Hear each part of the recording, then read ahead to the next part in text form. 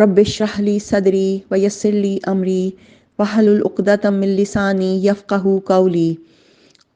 رب زدنی علما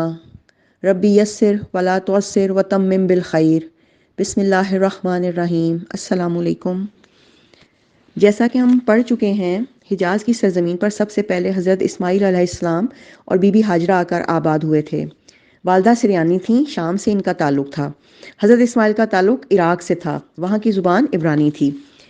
یعنی ننہال سے زبان سریانی تھی اور ددھیال سے زبان عبرانی تھی۔ جب بنو جرہم قبیلہ یہاں آباد ہوا، ان کے ساتھ آپ نے بول چال سیکھی۔ بنو جرہم کہتان سے تھے، عرب عربہ اور خالص عرب تھے، تو ان میں رہ کر عربی زبان سیکھی، تو اس طرح سے آپ عرب مستعربہ بنے۔ حضرت اسماعیل علیہ السلام کی پہلی شادی بھی بنو جرہم میں ہوئی اور دوسری شادی بھی بنو جرہم میں ہوئی، جس کے بارے میں ہم تفصیل سے ذکر کر چکے ہیں۔ حضرت ابراہیم علیہ السلام آئے اور آپ کی پہلی بیوی سے کہا کہ اپنے دروازے کی چوکھٹ بدل لیں۔ پھر دوسری شادی بنو جرہم کے سردار مزاز کی بیٹی رالا سے ہوئی، اور اس سے ان کے 12 بیٹے تھے، جن میں سے 10 کی ہسٹری نہیں ملتی، اور جو 2 بیٹے تھے وہ نابت اور کیدار تھے۔ حضرت اسماعیل علیہ السلام ہی بیت اللہ کے متولی تھے، لیکن آپ کو حکومت یا اقتدار سے زیادہ دلچسپی نہیں تھی، تو بنو جرہم نے ہی اقتدار سنبھالا۔ آپ کے جو 2 بیٹے تھے آپ کے بعد، وہ بیت اللہ کے متولی تھے۔ مزاز بن جرہمی جو ان کے نانا تھے، پھر بیت اللہ کی ذمہ داری انہوں نے لے لی تھی۔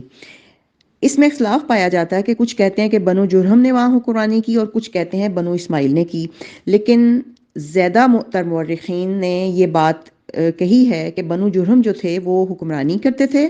اور جو بیت اللہ کی کنجیاں سب تھیں وہ بنی اسماعیل کے پاس تھیں۔ کیدار کے بعد حضرت اسماعیل علیہ السلام کی نسل کے بارے میں کچھ زیادہ پتہ نہیں چلتا۔ اس کے بعد حضرت اسماعیل علیہ السلام کی نسل سے جو شخص آئے وہ بنو عدنان تھے، اور بنو عدنان کے بعد پھر ان کی نسل کے بارے میں پتہ چلتا ہے۔ بنو عدنان کے 2 بیٹے تھے، عاد اور معاد۔ معاد کے پھر 8 بیٹے تھے، 4 کے بارے میں تفصیل نہیں ملتی، اور باقی 4 کے نام یہ ہیں: ایاز، نزار، کنس، قزاع۔ ہم نے یہ بھی پڑھا تھا کہ بنو عدنان نے بنو جرہم کے خلاف جنگ چھیڑ دی تھی، اور انہوں نے مکہ سے نکال کر اقتدار پر خود قبضہ کر لیا تھا۔ بنو خزاعہ نے مکہ پر قبضہ کرنے کے بعد بنو بکر کو شامل کیے بغیر تنہا اپنی حکمرانی قائم کی۔ البتہ 3 اہم اور امتیازی مناصب ایسے تھے جو مزری قبائل کے حصہ میں آئے۔ نمبر 1، حاجیوں کو عرفات سے مزدلفہ لے جانا اور یوم النفر۔ 13 ذی الحج کو، جو کہ حج کے سلسلے کا آخری دن ہے، منی سے روانگی کا پروانہ دینا۔ یہ اعزاز الیاس بن مضر کے خاندان بنو غوث بن مرہ کو حاصل تھا، جو صوفہ کھلاتے تھے۔ اس اعزاز کی توضیح یہ ہے کہ 13 ذی الحج کو حاجی کنکری نہ مار سکتے تھے جب تک کہ پہلے صوفہ کا ایک آدمی کنکری نہ مار لیتا، پھر حاجی کنکری مار کر فارغ ہو جاتے اور منی سے روانگی کا ارادہ کرتے۔ تو صوفہ کے لوگ منی کی واحد گزرگاہ عقبہ کے دونوں جانب گھیرا ڈال کر کھڑے ہو جاتے، اور جب تک خود گزر نہ لیتے کسی کو گزرنے نہ دیتے۔ ان کے گزر لینے کے بعد بقیہ لوگوں کے لیے راستہ خالی ہوتا۔ جب صوفہ ختم ہو گئے تو یہ اعزاز بنو تمیم کے خاندان بنو سعد بن زید منات کی طرف منتقل ہو گیا۔ نمبر 2، 10 ذی الحج کی صبح مزدلفہ سے منی کی جانب رفاضہ یعنی روانگی، یہ اعزاز بنو عدوان کو حاصل تھا۔ نمبر 3، حرام مہینوں کو آگے پیچھے کرنا، یہ اعزاز بنو کنانہ کی ایک شاخ بنو تمیم بن عدی کو حاصل تھا۔ مکہ پر جو بنو خزاعہ کا اقتدار کوئی 300 برس تک قائم رہا، اور یہی زمانہ تھا جب عدنانی قبائل مکہ اور حجاز سے نکل کر نجد، اطراف عراق اور بحرین وغیرہ میں پھیلے، اور مکہ کے اطراف میں صرف قریش کی چند شاخیں باقی رہیں جو خانہ بدوش تھیں۔ ان کی الگ الگ ٹولیاں تھیں، اور بنو کنانہ میں سے ان کے چند متفرق گھرانے تھے، مگر مکہ کی حکومت اور بیت اللہ کی تولیت میں ان کا کوئی حصہ نہ تھا، یہاں تک کہ قصی بن کلاب کا ظہور ہوا۔ آج ہم یہیں تک پڑھتے ہیں، اور میں کچھ فلو چارٹس شیئر کر رہی ہوں جس سے ہم دوبارہ سے تھوڑا ریوائز کرتے ہیں کیسے نسل آگے چلی اور کون کون کس کے بیٹے تھے۔ ایسے لیکچر میں یاد نہیں رہتا، تو انشاءاللہ نیکسٹ اس میں پھر ہم قصی بن کلاب کے بارے میں بات کریں گے۔ بسم اللہ الرحمن الرحیم، السلام علیکم۔ آج ہم نے دو قبائل کے بارے میں پڑھا۔ ایک بنو جرہم، یہ آپ کو یاد ہوگا کہ پانی کی تلاش میں زمزم کے گرد آ کر حضرت حاجرہ کی اجازت سے آباد ہوئے تھے، اور پھر ان کی ایک خاتون سے حضرت اسماعیل علیہ السلام کی شادی ہوئی تھی، اور یہ ان کا سسرالی قبیلہ بھی تھا۔ اور ہم نے یہ بھی پڑھا کہ حضرت اسماعیل علیہ السلام کی اولاد کا جو مکہ کا اقتدار ہے یا مکہ کی تولیت تھی، اس میں ان کا کوئی حصہ نہیں تھا، اور وہ مکہ کی تولیت جو تھی وہ بنو جرہم کی طرف شفٹ ہو گئی تھی، یعنی ان کے بچوں کے، حضرت اسماعیل علیہ السلام کے بچوں کے ننھیال کی طرف، یا حضرت اسماعیل علیہ السلام کے سسرالی قبیلے کی طرف اقتدار چلا گیا تھا۔ اور اس قبیلے نے مکہ پر 2000 سال تک حکومت کی۔ شروع میں ان کی حکومت ٹھیک تھی، اچھا انتظام کرتے تھے، ان کو وارفتگی کی حد تک خانہ کعبہ سے محبت تھی، لیکن پھر تنگ دستی کے دن آنے لگے تو انہوں نے خانہ کعبہ کے خزانے میں خیانتیں شروع کر دی حاجیوں، یعنی ان کو اتنا شدید غم تھا مکہ سے جانے کا۔ دوسرا قبیلہ ہے بنو خزاع، یہ ہم نے پڑھا تھا یمن کی بادشاہی میں کہ جب ان کا بہت بڑا بند مارب ٹوٹ گیا تھا تو مکہ کے اطراف میں یہ لوگ آ کر آباد ہوئے تھے، اور انہوں نے جب بنو جرہم کی زیادتیاں اور خیانتیں دیکھیں تو ان کے ساتھ جنگ کر کے انہوں نے فتح حاصل کی، اور پھر مکہ پر 300 برس حکومت کی۔ لیکن شروع میں ان کی حکومت ان کی بھی بہت اچھی تھی، اچھا انتظام کیا، لیکن ان کا ایک سردار تھا عمرو بن لوہی، اس نے خانہ کعبہ میں سب سے پہلے مکہ میں جو تھی شرک کی بنیاد رکھی اور بت پرستی شروع کی۔ پھر اس قبیلے کو بھی شکست ہوئی قصی بن کلاب کے ذریعے، اور ان کے ہاتھ سے بھی اقتدار چلا گیا۔ اب ان دونوں قبیلوں کو اگر ہم دیکھیں تو ان کو اللہ تعالیٰ نے پہلے ان کو یعنی اپنی جان کے اور اپنی بیسک جو چیزیں تھیں پانی تک کے لالے پڑے ہوئے تھے، پھر اللہ نے ان کی بیسک پوری کی۔ جب یہ خوب پھلنے پھولنے لگے، ان کی اولاد ادھر اچھی طرح ترقی کرنے لگی، پھر اللہ نے ان کے اوپر ایک اور احسان کیا کہ ان کو اقتدار بھی دے دیا۔ اور اقتدار ملنے کے بعد شروع میں تو انہوں نے انتظام دونوں قبیلوں نے اچھا کیا، لیکن ایک بنو جرہم نے آخر میں زیادتیاں اور خیانتیں شروع کر دی، اور بنو خزاع نے شرک کرنا شروع کر دیا۔ تو اصل چیز اس میں اگر ہم اس اسپیکٹ سے دیکھیں کہ ہم بھی اپنی زندگیوں میں شروع میں اللہ سے بیسک کی خواہشات کرتے ہیں، اور پھر آہستہ آہستہ ہم ایک کوئی سٹیٹس یا کوئی ایک رتبہ اچیو کرنا چاہتے ہیں، لیکن جب وہ ہمیں اپنی زندگیوں میں، جو میرا خیال ہے الحمدللہ ہم میں سے بہت زیادہ لوگوں کو جو زیادہ مینلی اس 30s 40s میں ہیں، ان کو جو وہ چاہتے تھے زندگیوں میں وہ اچیو کر چکے ہیں، لیکن انفارچونیٹلی ہم اب یہ بھول گئے ہیں کہ ہمارا اصل میں زندگی کا مقصد کیا تھا۔ ہم نے یہ جو چیزیں اچیو کر لی تھی، یہ جو ہمیں اپنے ایک طرح کے اپنے چھوٹے چھوٹے اقتدار مل گئے ہیں، ان کے ساتھ ہم نے کرنا کیا تھا، اس کو لے کر کیسے چلنا تھا، اس کو سنبھالنا کیسے تھا، کیونکہ کوئی بھی دولت، کوئی بھی چیز جب ہاتھ آ جائے گی تبھی اس کے لٹنے کا زیادہ ڈر ہے۔ جیسے اب ایک چھوٹی سی اگزامپل یہ ہے کہ ہم نے یہ گروپ جوائن کر لیا، ہمیں تھوڑا بہت اسلام کی دولت آہستہ آہستہ ہاتھ آ رہی ہے۔ پہلے تو ہم خالی ہاتھ تھے، تب تو کوئی خطرہ ہی نہیں تھا اس دولت کے ہاتھ سے جانے کا۔ اب سب سے زیادہ ہمیں خطرہ ہے، اب سب سے زیادہ شیطان ہمارے ساتھ لگا ہوا ہے، اور سب سے زیادہ ہمیں یہ کہ جو ہم علم حاصل کر رہے ہیں اس کو کھونے کا سب سے زیادہ ڈر ابھی ہے، کیونکہ اب علم کی دولت اب ہمارے ہاتھ آ رہی ہے۔ اسی طرح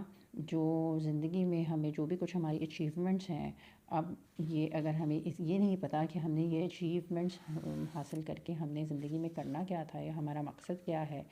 تو پھر یہ ساری اچیومنٹس لا حاصل ہیں۔ ایک اور یہ ہے کہ کسی بھی چیز کا آغاز بے شک اچھا ہے، اصل چیز یہ میٹر کرتی ہے کہ اس کا انجام کیسا ہے۔ ان دونوں قبیلوں کا آغاز اچھا تھا، لیکن ہسٹری میں ان کو نیگیٹو سائڈ پہ ہمیشہ رکھا گیا ہے زیادہ تر، اس لیے کیونکہ ان دونوں قبیلوں کا انجام اچھا نہیں تھا۔ اور اسی طرح اگر ہم اپنا آغاز تو ہمارا اسلام کے اصولوں کے مطابق ہے، ہم اچھی زندگی گزار لیتے ہیں، لیکن خدا نخواستہ اگر انجام اسلام کی پیروی کرتے ہوئے نہیں ہے، یا آگے خدا نخواستہ ہم اپنی اولاد کو یا آنے والی نسلوں میں یہ چیز نہیں ٹرانسفر کر کے جا رہے، تو ہمارا اگر انجام، اصل چیز انجام ہے، اور انجام پہ ہر وقت ہماری نظر ہونی چاہیے، اور ہر وقت اس کا خیال ہونا چاہیے کہ ہم اپنی زندگی بالکل اس طرح سے بسر کریں کہ ہمارا انجام انشاءاللہ اچھا ہو۔ پھر اس میں قصی بن کلاب کے بارے میں ہمیں پڑھا کہ قصی بن کلاب جو ہیں وہ ان کی والدہ جو تھیں، قصی نے یتیمی کی حالت میں بچپن گزارا، اور ان کی والدہ جو فاطمہ تھیں انہوں نے قبیلہ بن عزرہ کے ایک ربیہ بن عزرہ سے شادی کی، اور ان کو اپنے ساتھ شام لے گئیں۔ قصی کے اصل والد جو تھے وہ کلاب بن مرہ تھے اور حضرت اسماعیل علیہ السلام کی اولاد میں سے تھے۔ قصی نے اپنا جو سارا بچپن ہے وہ شام میں گزارا، اور وہاں پہ ایک دفعہ کوئی تھوڑا سا جھگڑا ہوا تو کسی نوجوان نے ان کو بے وطن ہونے کا طعنہ دیا، تو ماں نے حوصلہ دیا کہ تمہارا قبیلہ تو ان سب قبیلوں سے بہت اونچا ہے۔ یہ سن کر قصی نے کہا کہ میں پھر حجاز کی رخت سفر باندھتا ہوں، تو ماں نے اجازت دی، اور قصی مکہ میں تشریف لائے، اور انہوں نے یہاں کے دیکھا کہ ان کے جو قریش کے قبیلے ہیں وہ بہت زیادہ بد نظمی کے شکار ہیں اور ارد گرد گھاٹیوں اور پہاڑیوں میں پھیلے ہوئے ہیں، اور انہوں نے گھاٹیوں پہاڑیوں سے اپنے قبیلے جمع کیے قریش کے، ان کو آ کر آباد کیا ادھر مکہ میں، اور جو بنو خزاعہ جس کا ہم نے ابھی پڑھا ہے اس قبیلے کے حلیل بن جیشہ نے اپنی بیٹی سے ان کی شادی کر دی، اور پھر اقتدار قصی کو مل گیا۔ اچھا، اس واقعے کی ساری تفصیل تو میں نہیں ڈسکس کروں گی، لیکن اس میں دو امپورٹنٹ چیزیں ہمارے لیے ہیں کہ ایک عورت جس کا بچہ نوزائیدہ تھا اس نے ایک تو عقد ثانی کیا، یعنی دوسری شادی کی، اور یہ کوئی معیوب بات نہیں تھی، اور یہ ہمارے معاشرے میں انفارچونیٹلی اس کو بہت معیوب سمجھا جاتا ہے۔ ہو سکتا ہے وہ اس نوزائیدہ بچے کے ساتھ اگر دوسری شادی نہ کرتی تو بچے کی پرورش جو ہے وہ صحیح خطوط پر نہ ہو سکتی، اور بڑے ہو کر وہ اتنی زیادہ جو قائدانہ صلاحیتیں ان میں آئیں وہ نہ آ سکتی۔ سیکنڈلی ان کے شوہر کا یہاں پہ ایک عرب معاشرے میں اس ٹائم شوہر جو تھے وہ بیویوں کو ان کی پہلی اولاد کے ساتھ یعنی اولاد کو بھی پرورش کرتے تھے یا قبول کرتے تھے۔ انفارچونیٹلی آج کل ہمارے معاشرے میں ایک بہت نیگیٹو ٹرینڈ ہے کہ اگر عورت کی پہلے سے کوئی اولاد ہے اور وہ اس کو کسی وجہ سے طلاق ہو گئی ہے یا وہ بیوہ ہو گئی ہے تو شوہر عموماً دوسری شادی کرتے وقت عورت کی پہلی اولاد کو قبول نہیں کرتے۔ اور میں ضرور کہنا چاہوں گی کہ ہمارے ارد گرد اگر کوئی ایسی اگزامپل ہے تو ہمیں اس کو بالکل ڈسکریج کرنا چاہیے، کیونکہ وہ اولاد جو ہے وہ اس عورت کی آئیڈینٹی ہے، یعنی اگر ایک پہچان ہے اس کی، اور اگر کوئی آدمی پہلے دن سے اس عورت کی آئیڈینٹی کو ہی ایکسیپٹ نہیں کر رہا، وہ اس بات پہ تو تیار ہے کہ ہاں میں شادی کر لوں گا لیکن آپ اپنی اولاد جو ہے وہ اپنے والدین کے پاس چھوڑ کے آؤ، تو انفارچونیٹلی یہ کوئی ایک اچھی اگزامپل نہیں ہے۔ تو قصی بن کلاب اس حوالے سے ان کے لیے اچھا ہوا کہ ان کے جو دوسرے والد تھے انہوں نے ان کی پرورش کی، اور پھر سیکنڈلی اس میں ایک اور چیز کہ ان کی والدہ نے ان کو اپنے آباء و اجداد کے پاس جانے سے نہیں روکا، بلکہ انہیں ان کے قبیلے کی جو ایک پہچان تھی وہ کروائی، اور ان کو بتایا کہ آپ کتنی اچھی نسل سے ہیں، اور اسی آباء و اجداد کے تعلق نے قصی بن کلاب کو ایک کانفیڈنس بھی دیا، اور ان کو اور آگے ان کو سپورٹ بھی دی۔ تو یہ چیزیں ہمیں بھی ہمیشہ ذہن میں رکھنی چاہیے کہ جو ہمارے بچوں کے خاص طور پہ ان کا خواتین کے لیے خاص طور پہ کہ جو ان کا دھیال ہے یا ننھیال دونوں چیزیں وہ ان کے یہ رشتے جو ہیں وہ ایک بچے کے لیے بہت اہم ہیں۔ یہ رشتے کسی بھی انسان کو اس کی پہچان ہوتے ہیں، اور اس کو مضبوط بناتے ہیں، اور اس کو زندگی میں آگے بڑھنے میں بھی ہیلپ کرتے ہیں۔ یعنی ان رشتوں کے بغیر آپ کی پہچان اس طرح سے نہیں ہے جس طرح سے کہ آپ کی پہچان ان رشتوں کے ساتھ ہے۔ تو اپنے ارد گرد کے رشتوں کو اہمیت دینی چاہیے، اور اپنی اولاد کو بھی کے سامنے بھی ان رشتوں کی اہمیت برقرار رکھنی چاہیے۔ Thank you.